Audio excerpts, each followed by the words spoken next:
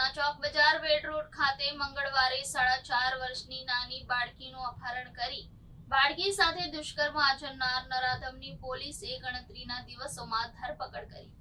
સુરતના ચોક બજાર police station હદ વિસ્તારમાં 4.5 વર્ષની નાની બાળકીનું અપહરણ થયું હોવાની ઘટના બાદ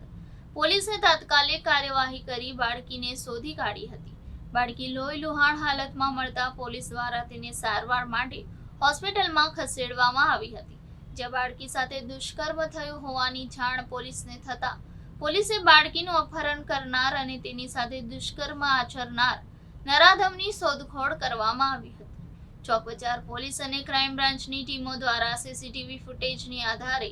બાળકી સાથે દુષ્કર્મ કરનારા અંકિત ઓમપ્રકાશ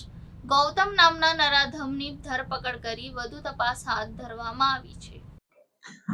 ગઈકાલે તારીખ 20 ફેબ્રુઆરી 2024ના રોજ રાત્રિના સમયગાળા દરમિયાન ફરિયાદીની દીકરી પોતાની ઘર પાસેથી રમતા રમતા અચાનક ગુમ થયેલ હોવાનું હકીકત સામે આવેલ, જે બાબતે ગુમ થનાર બાળાને એક અજાણ્યા પુરુષ ઇસમ અપહરણ કરીને લઈ જતો સીસીટીવી કેમેરા નજરે જતા ઉક્ત બનાવ ગંભીર પ્રકારનો અને આરોપી એક અજાણ્યા પુરુષ હોવાથી સુરત સિટી પોલીસે સત્વરે ગુનાને અંજામ આપનાર આરોપીઓની ભર મેળવી ગુનાની ભેટ ઉકેલવાની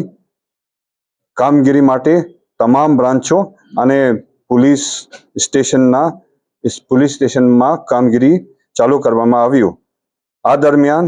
ક્રાઇમ બ્રાન્ચ અને ચોક બજાર પોલીસ સ્ટેશનની ટીમને ભોગ બનનાર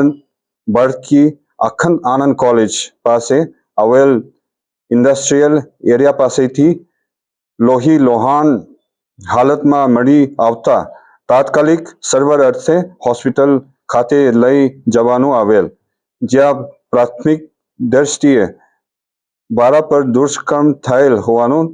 નજરે ચડતા ફરિયાદીની ફરિયાદ લેવામાં આવેલ।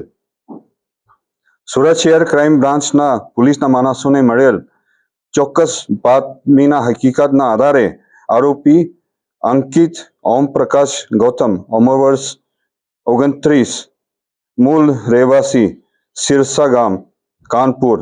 નાને પકડી પાડવામાં આવેલ। આરોપીની પૂછપરછ કરતા છેલ્લે 10 વર્ષથી સુરત ખાતે એમ્બ્રોઇડરીના ખાતામાં કામ કરતો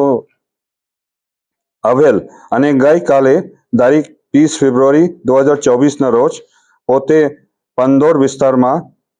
ફરતો હોય તે વખતે ભોગ બનનાર બાળકી રમતા નજરે ચડતા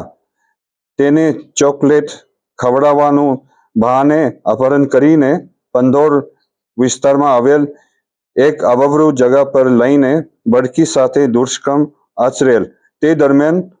બાળકી રડતા લાગતા તેણીને ત્યાંથી છોડી મૂકી ભાગી ગયેલ